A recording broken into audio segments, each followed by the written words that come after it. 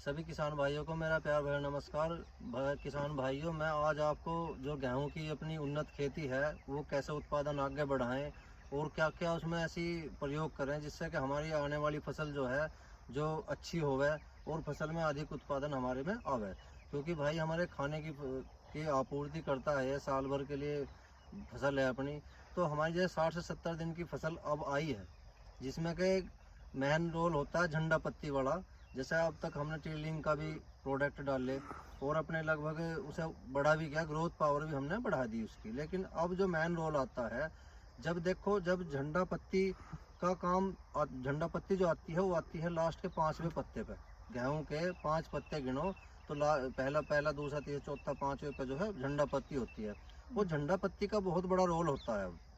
अब सिस्टम जैसे आपकी बार कुछ ऐसा हो रहा है जैसे कि गर्मी जल्दी आ रही है थोड़ा सा। पहले गर्मी इतनी नहीं थी, लेकिन अब जो धीरे धीरे टेम्परेचर बढ़ना शुरू हो गया है, जबकि इतना बढ़ना नहीं चाहिए था।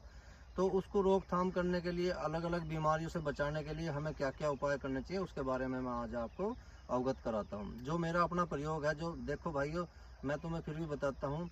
सच्चाई हमेशा बतानी चाहिए, झूठी बात नहीं बतानी चाहिए। मैं सच्चाई बात बताता हूँ तो मैं इसकी आप मुझसे परिचित भी हो। पहले मैं सच्ची बात पे डिपेंड करता हूँ अपनी पे। तो अब पांचवा पत्ता जो है मैं बताता हूँ आपको। ये है झंडा पत्ती का 5वां पत्ता, गिन सकते हो आप। 1 2 3 4 और 5, 5वां पत्ता झंडा पत्ती का। देखो ये पत्ता किसान भाइयों बिल्कुल स्वस्थ चल रहा है। लेकिन किसी भाई का अगर मुड़ रहा हो या अस्वस्थ हो तो इसको यही जो है मेन रोल अदा करेगा झंडा पत्ती में। झंडा पत्ती जो है इस बाली को भरने का। देखो मैं आपको फाड़ के दिखाता हूँ थोड़ा सा। जो हम दिखाएं इसकी, इसमें जो दाने जो भरे होंगे, बल्ली में जो दाने भरे होंगे, तो ये झंडा पत्ती ही इसका समझो कि माँ है इसकी।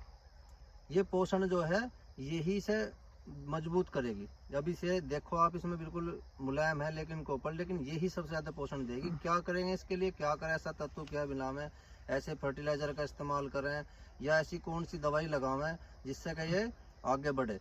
जो भाई मेरे YouTube चैनल है अशोका एग्रीकल्चर फार्म है, जो नए आए हैं प्लीज़ उसे लाइक सब्सक्राइब कर लें, ताकि हमारे द्वारा दी गई जानकारी किसी भाई के जो है लाभ पहुंचा दे, उसकी आमदनी थोड़ी बढ़ा दे, या वो सचेत हो जाए अपनी बीमारी से आगे बढ़ने के लिए।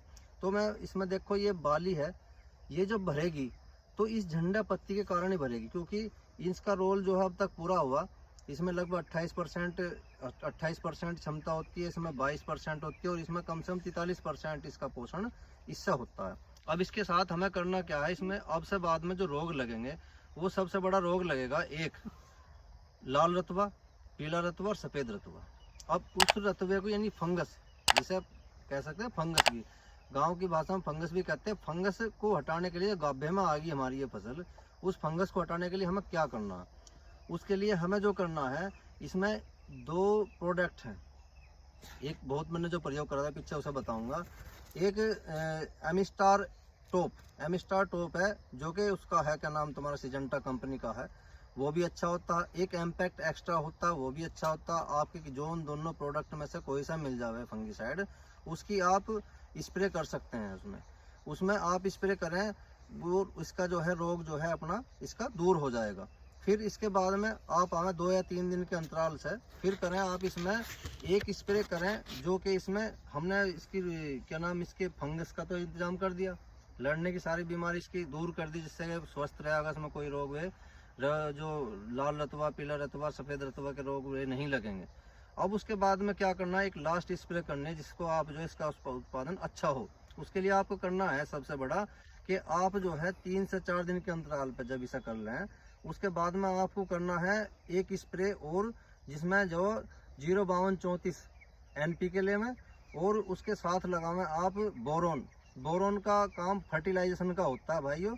क्योंकि इसमें जो फर्टिलाइजेशन का काम जो होगा इसमें बालियों में दाने भरने का, वो बोरोन सबसे बड़ा काम करता है। किसी भी फसल में जब फ्लावरिंग स्टेज पर आवे तो उसमें अगर हमें अधिक दाने भरने हैं, मतलब फर्टिलाइजेशन की सिस्टम करना है उसमें, तो उसके लिए हमें बोरोन का इस्तेमाल करें। बोरोन के लिए आपको क्या करना है, 1 ग्राम 1 लीटर पानी में, 1 ग्राम 1 लीटर पानी में बोरोन लेवें। और जी मैंने पहले बताया था, और 5 ग्राम 1 लीटर पानी में आप 05234 लेके मिला के घोल करके, और उसका ज़्यादा करो आप उसमें एक हर टंकी में 15 लीटर की टंकी में उसमें एक शैम्पू का पाउच घेर लें, ताकि जो है शैम्पू का काम क्या होता है भाइयों, उसमें उसे चिपक बनाता है, जो ज़्यादा टाइम तक इसकी लीफ पे चिपका रहेगा। जब ज़्यादा लीफ पे चिपका रहेगा तो पोषण ज़्यादा देगा, तो उसका जो है असर कई दिन तक लगातार रहेगा। तो अब उसका स्प्रे करने के बाद में आप देखोगे तो इसमें दाने भरने का काम जो लीफ करेगी, तो लीफ हमेशा चौड़ी और बिल्कुल बढ़िया फर्स्ट क्लास हो जाएगी और दाने हमारा भरपूर आओगा और इसमें फर्टिलाइजर सिस्टम जो है वो पूरा हो जाएगा।